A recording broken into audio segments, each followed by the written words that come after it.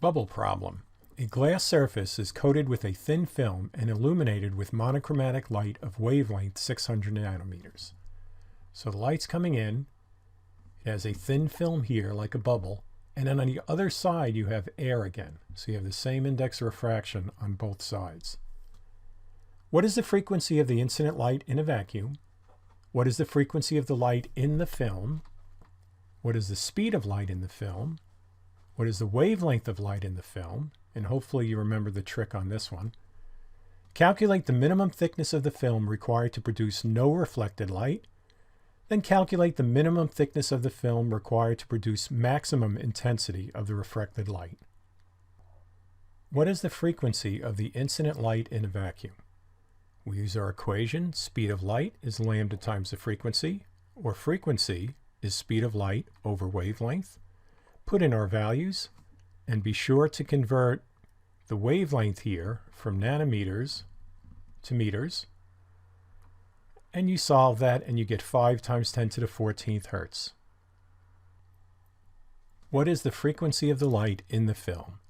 Frequency of light does not change as it enters a new medium. It's the same. What is the speed of light in the film? Well, the speed of light in the film is the speed of light in a vacuum divided by the index of refraction, and you get 2.1 times 10 to the 8th meters per second. If for some reason you did this upside down, you'd wind up with the speed of light greater than 3 times 10 to the 8th meters per second, which is impossible. Nothing moves faster than 3 times 10 to the 8th meters per second in our universe.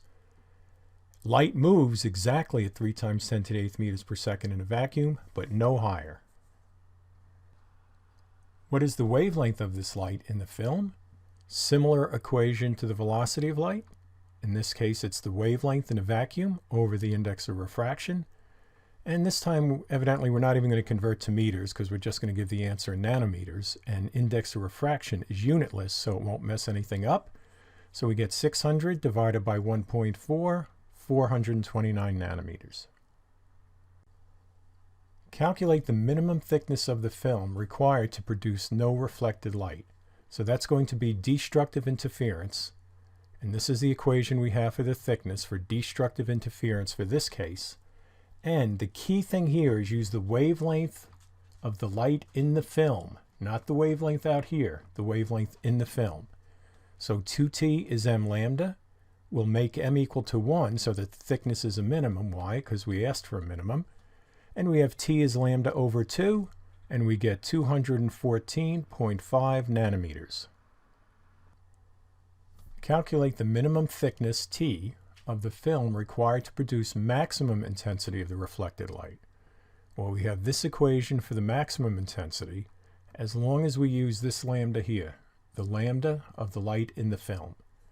We choose m is equal to 0 because we want the minimum thickness. So we have 2t is lambda over 2, t is lambda over 4, divide the wavelength of the light in the medium, in the film, and we get 107 nanometers.